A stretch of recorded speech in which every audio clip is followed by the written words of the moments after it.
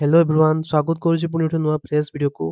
आज आम EVS pedagogy top 30 selected MCQ को डिस्कशन करबा जहाँकि आपनकर आगामी ओटीडी एग्जाम 2024 रे बहुत ही हेल्पफुल रहइबो। तो वीडियो को शेष पर्यंत निश्चय देखंतु एवं मो वीडियो रे आपन मानक सहित बहुत किछि इन्फॉर्मेशन शेयर करबी। ठीक अछि, तो टाइम वेस्ट न करी चलंतु वीडियो को स्टार्ट करबा। आजिकार देखिबा प्रथम क्वेश्चन स्टार्ट करिया पूर्व मु आपनको किछि पेडागोजी रो किछि बेसिक जिंस कहया पे चाहूची। तो आपण माने एई बेसिक जिंस को ध्यान दे शुणुतु। ठीक अछि, तो जदि आपण माने ए बेसिक जिंस गुडा जानि नेले तो पेडागोजी रो पर सब्जेक्ट रो जो 10 मार्क नेका आसुची तो आपण 10 रु 10 रखि पारिबे, ग्यारंटी मोर आपण 10 रु 10 ग्यारंटी रखि पारिबे। ठीक अछि, तो बेसिक जिंस पूरा सुनि नियंतु। नंबर 1 कथा, जेतेबेले भी आपण पेडागोजी सॉल्व करछंती देखिबे जदि क्वेश्चन देखिबे पॉजिटिव थिबो। ठीक अछि, क्वेश्चन लो जेमति ना नथिबो नाही नथिबो, जदि एमति क्वेश्चन आसीबो पॉजिटिव रे ताले देखिबे चारटा ऑप्शन मध्यरु तीनिटा ऑप्शन हमर नेगेटिव थिबो, गोटी ऑप्शन पॉजिटिव थिबो। तो सेटा कोन हबो? सेटा होउची हमर आंसर हबो। बुझि पाले आपण माने? तो जदि देखिबे गोटे क्वेश्चन नेगेटिव रो अछि, नेगेटिव माने नाही लागिथिबो। बुझि पाले? तो तार आंसर कोन हबो? ऑप्शन लो देखिबे चारिटी ऑप्शन रु गोटी नेगेटिव ऑप्शन थिबो। ठीक अछि, आउ तीनोटी पॉजिटिव ऑप्शन थिबो। जदि नेगेटिव ऑप्शन टा रहिची तो सेटा हे जिवो हमर राइट आंसर। आपण माने बुझि पाले मु कोन कहली? मु पुणी थोर कहि दोची। जदि क्वेश्चन थिबो हमर पॉजिटिव रे तार आंसर हबो पॉजिटिव। जदि क्वेश्चन थिबो नेगेटिव रे ताले तार आंसर कोन हबो? से नेगेटिव ही हबो। आपण बुझि पाले एबे? ठीक अछि, एबे मु आपनको कहबी किछि नेगेटिव वर्ड विषय। ठीक अछि, फॉर एग्जांपल किछि नेगेटिव वर्ड अछि केवल, जोड़ा ओडिया रे केवल सेटा होछि इंग्लिश रो ओनली। ठीक अछि, एटा गोटे नेगेटिव वर्ड थिबो। रोड लर्निंग जेटा होछि घोषा पद्धति, नेगेटिव वर्ड। जदि लेखा थिबो नाही, नेगेटिव वर्ड। ठीक अछि, ଆମେ କଣ କରିବା? ପିଲାମାନଙ୍କୁ ଦଣ୍ଡ ଦେବା, ଆମେ ଗୃହ କର୍ମ ଦେବା, ଏଗୁଡା ସବୁ କଣ ନେଗେଟିଭ। ତ ମୁଁ ଆପଣଙ୍କୁ ଏଇଠି ଗୋଟେ ପିକ୍ଚର ଦେଖେଇ ଦଉଛି, ସାଇଟ୍ ରେ ଦେଖନ୍ତୁ ଏବଂ ଭିଡିଓକୁ ପଜ କରିକି ଆପଣ ଦେଖନ୍ତୁ କଣ କଣ ସବୁ ନେଗେଟିଭ ୱାର୍ଡ ଅଛି। ଏଇ ସବୁ ନେଗେଟିଭ ୱାର୍ଡ କରିବେନି କେବେ ବି। ଦେଖି ସାରନ୍ତୁ ତାପରେ ଭିଡିଓରେ ଆଗକୁ ଯିବା। ଠିକ ଅଛି, ତ ଏବେ ଦେଖିବା ଆମେ କ୍ୱେଶ୍ଚନ ନମ୍ବର 1 କଣ କହିଛି। ଠିକ ଅଛି, ତ ଚାଲନ୍ତୁ ଆଜିକାର ପ୍ରଥମ କ୍ୱେଶ୍ଚନ ଷ୍ଟାର୍ଟ କରିବା। କ୍ୱେଶ୍ଚନ ନମ୍ବର 1 କଣ କହିଛି ଦେଖନ୍ତୁ। କ୍ୱେଶ୍ଚନ ନମ୍ବର 1, ପ୍ରାଥମିକ ସ୍ତରରେ ପରିବେଶ ଅଧ୍ୟୟନ ଇଭିଏସ୍ ଶିକ୍ଷାଦାନର ମୁଖ୍ୟ ଉଦ୍ଦେଶ୍ୟ କଣ? ଆମେ ଯୋଉ ପ୍ରାଇମେରୀ ଲେଭେଲର ପିଲାମାନଙ୍କୁ ଆମେ ଯୋଉ ଇଭିଏସ୍ ପାଠ ପଢଉଛେ ତାହାର ମୁଖ୍ୟ ଉଦ୍ଦେଶ୍ୟ କଣ? କ୍ୱେଶ୍ଚନ ଅଛି। ଅପସନ ଏ ଦେଖନ୍ତୁ କଣ କହିଛି, ମେମୋରାଇଜେସନ ଅଫ ଫ୍ୟାକ୍ଟ। ତ ଏଇ ସବୁ ୱାର୍ଡକୁ ଆମେ କେବେ କରିବାନି, ଆଗେ ଆକୁ ହେଲମେଟ କରିବେ। ଆମେ କେବେ ମୁଖସ୍ଥ କରିବାନି। ଠିକ ଅଛି, ତ ଏନଇପି 2020 କଣ କହୁଛି? ଆମେ କେବେ ରୋଡ ଲର୍ନିଂ କେବେ ବି କରିବାନି। ଠିକ ଅଛି, ଅପସନ ବି ଦେଖନ୍ତୁ କଣ କହିଛି, ପରିବେଶକୁ ପର୍ଯ୍ୟବେକ୍ଷଣ ଓ ବୁଝିବାର କ୍ଷମତାର ବିକାଶ। ଅପସନ ସି ଦେଖନ୍ତୁ, ପ୍ରତିଯୋଗିତାମୂଳକ ପରୀକ୍ଷା ପାଇଁ ପ୍ରସ୍ତୁତି ହେବା। ଡି କଣ କହିଛି? କେବଳ ବିଜ୍ଞାନ ଶିଖିବା। ତ ୟା ରାଇଟ ଆନ୍ସର କଣ ହେଇଯିବ? ୟାର ରାଇଟ ଆନ୍ସର ହେଇଯିବ ଅପସନ ବି। ଠିକ ଅଛି, ବୁଝିପାରିଲେ? କାହିଁକି ନା ପିଲା ଇଭିଏସ୍ କୁ ପଢି ନିଜର ପରିବେଶକୁ ପର୍ଯ୍ୟବେକ୍ଷଣ ଭଲସେ କରିପାରିବ ଏବଂ ବୁଝିବାର କ୍ଷମତା ତାର ବିକାଶ ହବ। ନିଜର ଯୋଉ ଏନଭାରନମେଣ୍ଟ ଅଛି ତାକୁ ବୁଝିବାର କ୍ଷମତା ତାର ବିକାଶ ହେଇପାରିବ। ବୁଝିପାରିଲେ କ୍ୱେଶ୍ଚନ ନମ୍ବର 1। ଏବେ ଯିବା କ୍ୱେଶ୍ଚନ ନମ୍ବର 2 କୁ। ଠିକ ଅଛି, ତ ଦେଖନ୍ତୁ କ୍ୱେଶ୍ଚନ ନମ୍ବର 2 କଣ କହିଛି, ଇଭିଏସ୍ ଶିକ୍ଷାଦାନ ପାଇଁ କେଉଁ ପଦ୍ଧତି ସର୍ବାଧିକ ଉପଯୁକ୍ତ? ଆମେ ଯୋଉ ଇଭିଏସ୍ ଶିକ୍ଷାଦାନ ଦବା ତ କେଉଁ ପଦ୍ଧତି, କେଉଁ ମେଥଡ ଟା ସବୁଠାରୁ ଉପଯୁକ୍ତ ପିଲାମାନଙ୍କ ପାଇଁ? ତ ଅପସନ ଦେଖନ୍ତୁ, ଅପସନ ଏ କଣ କହିଛି, ଲେକ୍ଚର ମେଥଡ, ବ୍ୟାଖ୍ୟାନ ପଦ୍ଧତି। ଅପସନ ବି ଆକ୍ଟିଭିଟି ବେସ୍ ଲର୍ନିଂ, କାର୍ଯ୍ୟଭିତ୍ତିକ ଶିକ୍ଷଣ। ଅପସନ ଡି ଇକ୍ସଟେନସନ ମେଥଡ, ସୂତ୍ର ଲିଖନ। Option D road learning.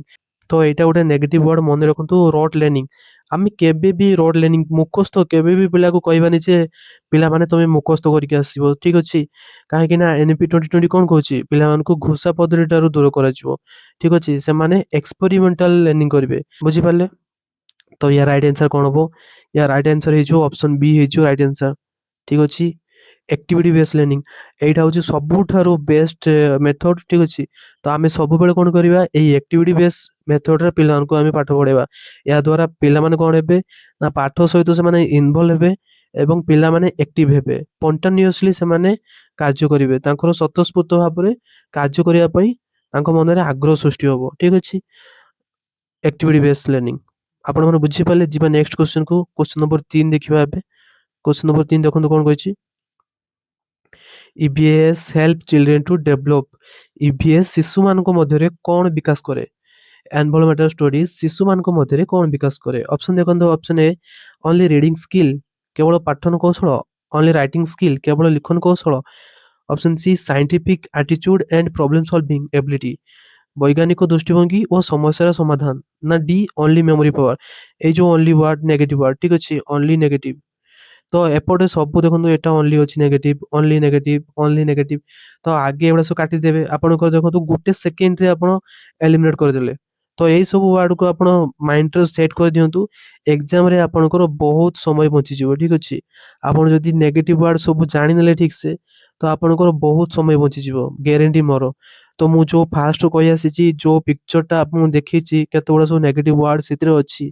ତ ଆପଣ ମାନେ ଭିଡିଓକୁ ପଜ କରିକି ସେଇ ପିକ୍ଚରଟାକୁ ଭଲସେ ଦେଖନ୍ତୁ ଏବଂ ସେଇ ନେଗେଟିଭ ୱାର୍ଡ ଗୁଡାକୁ ନିଜର ଖାତାରେ ଲେଖି ଦିଅନ୍ତୁ, ଠିକ ଅଛି। ଯାହା ଫଳରେ ଆପଣଙ୍କର ନେଗେଟିଭ ୱାର୍ଡଟା ମାଇଣ୍ଡରେ ସେଟ୍ ହେଇଯିବ ଏବଂ ଏକ୍ସାମରେ ଆପଣଙ୍କର ୟୁଟିଲାଇଜ କରିପାରିବେ। ତ ୟା ରାଇଟ ଆନ୍ସର କଣ ହେଇଯିବ? 3 ନମ୍ବର ରାଇଟ ଆନ୍ସର କଣ ହବ? ଅପସନ ସି ହେଇଯିବ ରାଇଟ ଆନ୍ସର। ବୁଝିପାରିଲେ? ତ ପିଲାମାନେ କଣ କରିବେ ନା ବୈଜ୍ଞାନିକ ଦୃଷ୍ଟିଭଙ୍ଗୀ, ବୈଜ୍ଞାନିକ ଦୃଷ୍ଟିଭଙ୍ଗୀ ମାନେ ବୈଜ୍ଞାନିକ ମାନଙ୍କ ନଜରିଆରେ ସେମାନେ ଦେଖିବେ ଓ ସମସ୍ୟା ସମାଧାନର କ୍ଷମତା ସେମାନେ ହାସଲ କରିପାରିବେ, ଠିକ ଅଛି। ଯୋଉ ପ୍ରୋବ୍ଲେମ ସଲଭିଂ ଅଛି ତାଙ୍କ ରିଏଲ ଲାଇଫ ସିଚୁଏସନର, ତ ସେଟାକୁ ସେମାନେ କିପରି ସମାଧାନ କରିପାରିବେ ତାର କ୍ଷମତା ସେମାନେ ହାସଲ କରିପାରିବେ। ବୁଝିପାରିଲେ? ଯିବା ନେକ୍ସଟ କ୍ୱେଶ୍ଚନକୁ। କ୍ୱେଶ୍ଚନ ନମ୍ବର 4 ଦେଖନ୍ତୁ। 4 କଣ କହିଛି? ଇଭିଏସ୍ ପାଇଁ ସର୍ବୋତ୍ତମ ଶିକ୍ଷଣ ଓ ଶିକ୍ଷା ସାମଗ୍ରୀ ଟିଏଲଏମ୍ କୋଉଠି? ଟିଏଲଏମ୍ ମାନେ କଣ? ଏଇ ଯୋଉ ଟିଏଲଏମ୍, ୟାର ଫୁଲ ଫର୍ମ କଣ? Teaching learning material. ବୁଝିପାରିଲେ? ଶିକ୍ଷଣ ଶିକ୍ଷାଦାନ ସାମଗ୍ରୀ, ବୁଝିଲେ? ତ ୟାର ଆମେ ଯୋଉ ଇଭିଏସ୍ ପାଇଁ ସର୍ବୋତ୍ତମ, ଇଭିଏସ୍ ଯୋଉ ପଢଉଛେ ତା ପାଇଁ ସର୍ବୋତ୍ତମ ଟିଏଲଏମ୍ ଟା କୋଉଠି କଣ ହେଇପାରିବ? ତ ଅପସନ ଦେଖନ୍ତୁ, ରିଏଲ ଅବଜେକ୍ଟ, ନା ଓନ୍ଲି ଟେକ୍ସଟ ବୁକ୍, ନା ଗାଇଡ ବୁକ୍, ନା ୟାର ରାଇଟ ଆନ୍ସର କଣ ହବ?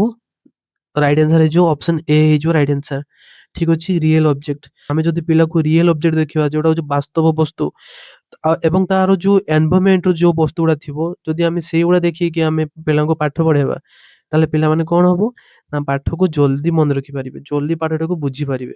ବୁଝିପାରିଲେ ନା? ତାଙ୍କର ଯୋଉ ପାଠଟା ସେଟା ହচ্ছে ଦୀର୍ଘସ୍ଥାୟୀ ହେଇପାରିବ। ନିଜର ଏନଭାରମେଣ୍ଟର ଯୋଉ ବସ୍ତୁ ଗୁଡା ଅଛି, ପିଲାମାନେ ସେଇ ବସ୍ତୁ ସହିତ ଚିହ୍ନା ପରିଚୟ ଅଛି ତାଙ୍କର, ତାଙ୍କର ପାଠଟା କଣ ହବ? ଦୀର୍ଘସ୍ଥାୟୀ ହେଇପାରିବ। ତ ଆମେ ସବୁବେଳେ କଣ କରିବା? ରିଏଲ ଅବଜେକ୍ଟ ଦେଖିବା, ପିଲାମାନଙ୍କୁ ବାସ୍ତବ ବସ୍ତୁ ଦେଖେଇବା, ଠିକ ଅଛି। ଓନ୍ଲି ଓନ୍ଲି ୱାର୍ଡ ହଉଛି ନେଗେଟିଭ, ଠିକ ଅଛି। ଯିବା ନେକ୍ସଟ କ୍ୱେଶ୍ଚନ କୁ। କ୍ୱେଶ୍ଚନ ନମ୍ବର 5 ଦେଖନ୍ତୁ କଣ କହିଛି। କ୍ୱେଶ୍ଚନ ନମ୍ବର 5, ନିରନ୍ତର ଓ ସାମଗ୍ରିକ ମୂଲ୍ୟାୟନ, ଏଇଟା କଣ? CCE, continuous and comprehensive evaluation, ପ୍ରଧାନତଃ କାହା ଉପରେ ଗୁରୁତ୍ୱ ଦିଏ? ବୁଝିପାରିଲେ? यार ऑप्शन देखो कौन हम? ऑप्शन ए कौन? Final examination only, negative word आगे काटिबे। Continuous assessment of children's learning, शिशुଙ୍କ ଶିକ୍ଷାର ନିରନ୍ତର ମୂଲ୍ୟାଙ୍କନ କରିବା। ଏଇଟା ହଉଛି ଠିକ ଅଛି। Punishment, negative word, homework only. Punishment ଆମେ କେବେ ବି ଦବାନି, ପିଲାମାନଙ୍କୁ ଆମେ ଦଣ୍ଡ କେବେ ବି ଦବାନି। ଯଦି ଆପଣ ପନିଶମେଣ୍ଟ ଦଉଛନ୍ତି ତାହେଲେ କଣ ହବ? ଆପଣ ସସ୍ପେଣ୍ଡ ହେଇଯିବେ, ଆପଣଙ୍କ ଚାକିରି ଚାଲିଯିବ, ଠିକ ଅଛି। ତ ପନିଶମେଣ୍ଟ କେବେ ବି ଦେବେନି।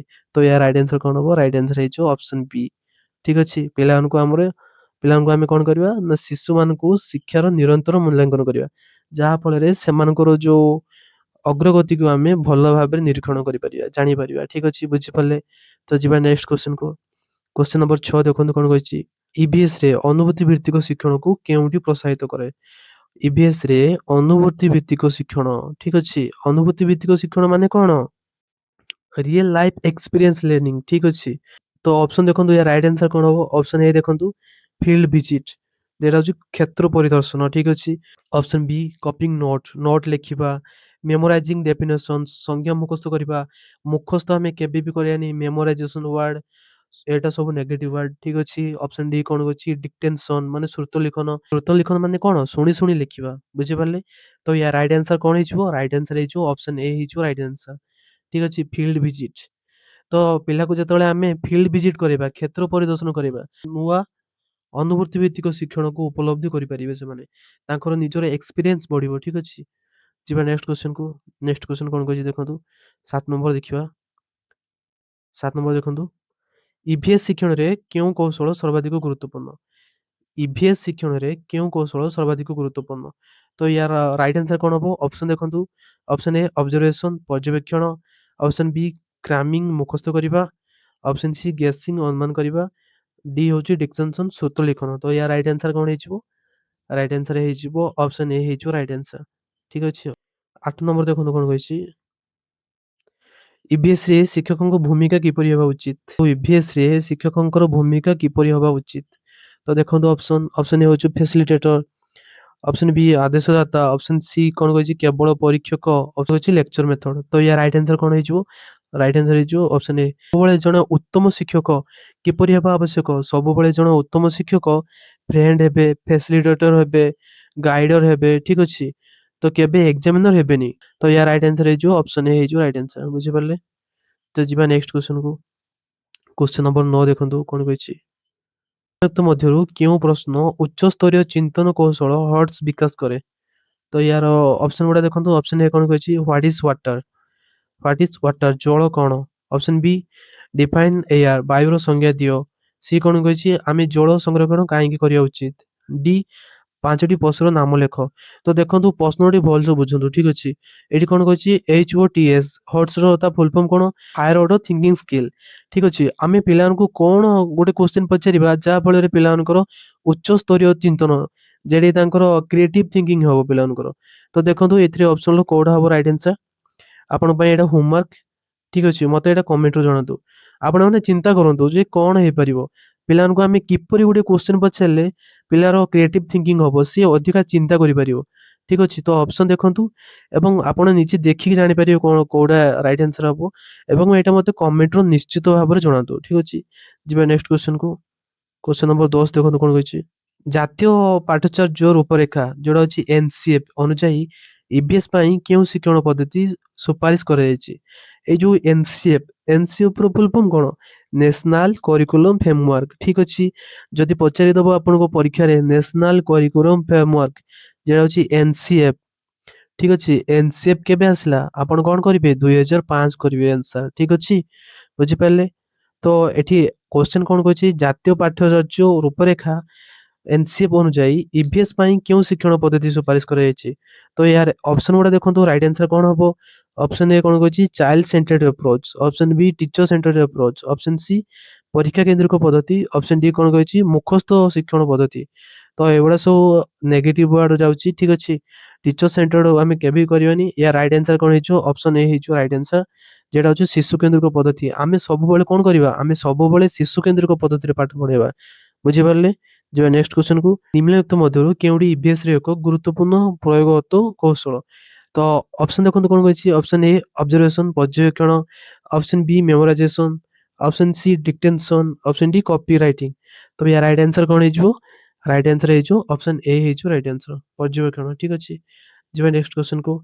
क्वेश्चन नंबर 12 देखंतु कोन कहिछि। केउ पद्धति शिशुମାନଙ୍କୁ ପ୍ରତ୍ୟକ୍ଷ ଅନୁଭବ ମାଧ୍ୟମରେ ଶିଖିବାର ସାହାଯ୍ୟ କରେ? ଅପସନ ଏ ଦେଖନ୍ତୁ କଣ କହିଛି ଫିଲ୍ଡ ଭିଜିଟ କ୍ଷେତ୍ର ପରିଦର୍ଶନ, ଅପସନ ବି ଲେକ୍ଚର ମେଥଡ ବ୍ୟାଖ୍ୟାନ ପଦ୍ଧତି, ଅପସନ ସି ଡିକ୍ଟେନସନ ମେଥଡ ସୂତ୍ରଲେଖନ ପଦ୍ଧତି, ନା D rote learning. Rote learning ଆगे କାଟିବେ, ଠିକ ଅଛି। ଲେକ୍ଚର ମେଥଡ ହବନି, ଏଡା ସବୁ କିଛି ହବନି। ତ ରାଇଟ୍ ଆନ୍ସର କଣ ହେଇଯିବ? ରାଇଟ୍ ଆନ୍ସର ହେଇଯିବ ଏ କ୍ଷେତ୍ର ପରିଦର୍ଶନ, ଠିକ ଅଛି। କ୍ଷେତ୍ର ପରିଦର୍ଶନ କରିବା ଦ୍ୱାରା ଶିଶୁମାନଙ୍କର କଣ ହବ? ଶିଶୁମାନେ ପ୍ରତ୍ୟକ୍ଷ ଅନୁଭବ କରି ସେ ଜ୍ଞାନଟାକୁ ସେମାନେ ଆହରଣ କରିପାରିବେ। ତ ସେଇ ଜ୍ଞାନ ତ ସେମାନଙ୍କର କଣ ହବ? ସେହି ଜ୍ଞାନଟା ସେମାନଙ୍କର ଦୀର୍ଘସ୍ଥାୟୀ ହେଇ ରହିପାରିବ, ଠିକ ଅଛି। ଆମେ ସବୁବେଳେ କଣ କରିବା? ପିଲାମାନଙ୍କୁ ଆକ୍ଟିଭିଟି ବେସ୍ ମେଥଡରେ ପଢେଇବା, କେବେ ବି ଲେକ୍ଚର ମେଥଡରେ ଆମେ ପଢେଇବାନି। ପିଲାମାନଙ୍କୁ ଫିଲ୍ଡ ଭିଜିଟ କରାଇବା, ଯେଟା ହଉଛି କ୍ଷେତ୍ର ପରିଦର୍ଶନ, ଠିକ ଅଛି। ତ ଏହା ଦ୍ୱାରା ପିଲାମାନଙ୍କର ଜ୍ଞାନଟା ପରିମାର୍ଜିତ ହୁଏ ଏବଂ ସେମାନେ ଜଲ୍ଦି ସେଇ ପାଠଟାକୁ ବୁଝିପାରନ୍ତି। ଯିବା ନେକ୍ସଟ କ୍ୱେଶ୍ଚନ କୁ। ନେକ୍ସଟ କ୍ୱେଶ୍ଚନ କଣ କହିଛି ଦେଖନ୍ତୁ। 13 ନମ୍ବର କ୍ୱେଶ୍ଚନ ଦେଖନ୍ତୁ। ଛାତ୍ରଛାତ୍ରୀଙ୍କ ମଧ୍ୟରେ ସହଯୋଗିତାର ବିକାଶ କେଉଁ ଶିକ୍ଷଣ ପଦ୍ଧତି କରେ?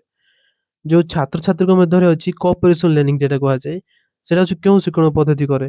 ଅପସନ ଦେଖନ୍ତୁ। ଅପସନ ଏ ଦେଖନ୍ତୁ ପ୍ରୋଜେକ୍ଟ ମେଥଡ, ପ୍ରକଳ୍ପ ପଦ୍ଧତି, ଲେକ୍ଚର ମେଥଡ ବ୍ୟାଖ୍ୟାନ ପଦ୍ଧତି, ଡିକ୍ଟେନସନ ଶ୍ରୁତ ଲିଖନ, ଡ୍ରିଲ ମେଥଡ। ଏଗୁଡା ସବୁ ନେଗେଟିଭ ୱାର୍ଡ ମନେ ରଖନ୍ତୁ। ଡ୍ରିଲ ମେଥଡ, ଲେକ୍ଚର ମେଥଡ ଏମାନେ କେବେ ବି କରିବାନି, ଠିକ ଅଛି। ତ ୟା ରାଇଟ୍ ଆନ୍ସର କଣ ହେଇଯିବ? ରାଇଟ୍ ଅପସନ ହେଇଯିବ ରାଇଟ୍ ଆନ୍ସର, ଯୋଉଟା ହଉଛି ପ୍ରକଳ୍ପ ପଦ୍ଧତି, ଠିକ ଅଛି। ଯୋଉ ଆମେ ପ୍ରୋଜେକ୍ଟ ମେଥଡରେ ଆମେ ପିଲାମାନଙ୍କୁ ପଢେଇବା, ତ ପିଲାମାନେ ମଧ୍ୟରେ କଣ ହବ? ନା କୋଅପରେସନ ସହଯୋଗିତାର ବିକାଶ ଘଟିବ, ଠିକ ଅଛି। ଯିବା ନେକ୍ସଟ କ୍ୱେଶ୍ଚନ କୁ। क्वेश्चन नंबर 14 ଦେଖନ୍ତୁ କଣ କହିଛି। ପରିବେଶ ଶିକ୍ଷାର ମୁଖ୍ୟ ଉଦ୍ଦେଶ୍ୟ କଣ? ଆମେ ଯୋଉ ପିଲାକୁ ପରିବେଶ ଶିକ୍ଷା ଦବା ତାର ମୁଖ୍ୟ ଉଦ୍ଦେଶ୍ୟ କଣ? ଏଇଟା ଆପଣଙ୍କ ପାଇଁ ହୋମୱାର୍କ। ମତେ ଏଇଟା ଜଣାନ୍ତୁ। ମୁଁ ଏଇଟାକୁ ଫାଷ୍ଟ ବି ଏଇଟା କହିସାରିଛି ଆପଣଙ୍କୁ। ତ କ୍ୱେଶ୍ଚନ ପୁଣି ଥରେ ରିପିଟ ହେଇଯାଇଛି। ତ ଏଇଟାକୁ ମନେ ପକେଇକି ପୁଣି ଥରେ ମତେ ଜଣାନ୍ତୁ କମେଣ୍ଟରେ, ଠିକ ଅଛି। ଯିବା ନେକ୍ସଟ କ୍ୱେଶ୍ଚନ କୁ। ଏଇଟା ଦେଖନ୍ତୁ ଫିଅର, ଏଇଟା ହଉଛି negative word, rote learning negative word, competition negative word. ତ ୟା ରାଇଟ୍ ଆନ୍ସର କଣ ହେଇଯିବ? ରାଇଟ୍ ଆନ୍ସର ହେଇଯିବ ଅପସନ ଏ, ଠିକ ଅଛି। ତ ମୁଁ ଆପଣଙ୍କୁ କହିଦେଲି। ତ ଯିବା ନେକ୍ସଟ କ୍ୱେଶ୍ଚନ କୁ। क्वेश्चन नंबर 15 ଦେଖନ୍ତୁ କଣ କହିଛି। ଇଭିଏସ୍ ଶିଖିବା ପାଇଁ ସର୍ବୋତ୍ତମ ଉତ୍ସ କେଉଁଠି? ଇଭିଏସ୍ ଶିଖିବା ପାଇଁ ସର୍ବୋତ୍ତମ ଉତ୍ସ କେଉଁଠି? ଅପସନ୍ ଏ ଦେଖନ୍ତୁ ଇମିଡିଏଟ୍ ଏନଭାରମେଣ୍ଟ, ନା ବି କଣ କହିଛି ଗାଇଡ ବହି, ସି କଣ ପ୍ରଶ୍ନ ବ୍ୟାଙ୍କ, ଡି ହଉଛି ନୋଟ ଖାତା। ତ ୟାର ରାଇଟ୍ ଆନ୍ସର କଣ ହେଇଯିବ? ରାଇଟ୍ ଆନ୍ସର ହେଇଯିବ ଅପସନ୍ ଏ ହେଇଯିବ ରାଇଟ୍ ଆନ୍ସର। ଠିକ ଅଛି। ନିକଟ ପରିବେଶ, ଆମେ ପିଲାମାନଙ୍କୁ ଯଦି ତାଙ୍କ ନିକଟ ପରିବେଶକୁ ନେଇଯିବା ତାହେଲେ ସେମାନେ ଇଭିଏସ୍ କୁ ଭଲ ଭାବରେ ଶିଖିପାରିବେ। ସେଇ ନିକଟ ପରିବେଶ ହେଉଛି ସର୍ବୋତ୍ତମ ଉତ୍ସ ପିଲାମାନଙ୍କର ଇଭିଏସ୍ ଶିଖିବାର। ଆଜି ନାହିଁ ବହୁତ ଟାଇମ ହେଇଗଲାନି, ତ ଭିଡ଼ିଓଟି ଆମେ ଏଇଠି ରଖୁଛେ। ଆମେ ଦେଖିବା ନେକ୍ସଟ ୟାର ପାର୍ଟ 2 ଭିଡ଼ିଓରେ। ଦେଖିବା ୟାର ପାର୍ଟ 2 ଭିଡ଼ିଓରେ ଆମେ କ୍ୱେଶ୍ଚନ ନମ୍ବର 16 ରୁ କ୍ୱେଶ୍ଚନ ନମ୍ବର 30 ପର୍ଯ୍ୟନ୍ତ ଏମିତି ଫୁଲି ଡିସ୍କସନ କରିବା ଏବଂ ଆପଣଙ୍କୁ ମୁଁ ବହୁତ ଟ୍ରିକ୍ ଆଣ୍ଡ ଟିପ୍ସ ଦେବି ଯାହାକି ଆପଣଙ୍କୁ ଓଟିଟି ଏକ୍ସାମରେ ବହୁତ ହି ହେଲ୍ପଫୁଲ କରିବ। ଠିକ ଅଛି। ଯଦି ଭିଡ଼ିଓଟି ଭଲ ଲାଗିଛି ଆପଣଙ୍କୁ ଲାଇକ୍ କରିଦିଅନ୍ତୁ ଏବଂ ସାଙ୍ଗମାନଙ୍କ ସହିତ ଭିଡ଼ିଓଟିକୁ ସେୟାର କରନ୍ତୁ। ଠିକ ଅଛି। ଚ୍ୟାନେଲରେ ନୂଆ ଥିଲେ ଚ୍ୟାନେଲକୁ ସବସ୍କ୍ରାଇବ କରନ୍ତୁ। Thank you. ଜୟ ଜଗନ୍ନାଥ। ପୁଣି ଦେଖା ହବ ପାର୍ଟ 2 ଭିଡ଼ିଓରେ।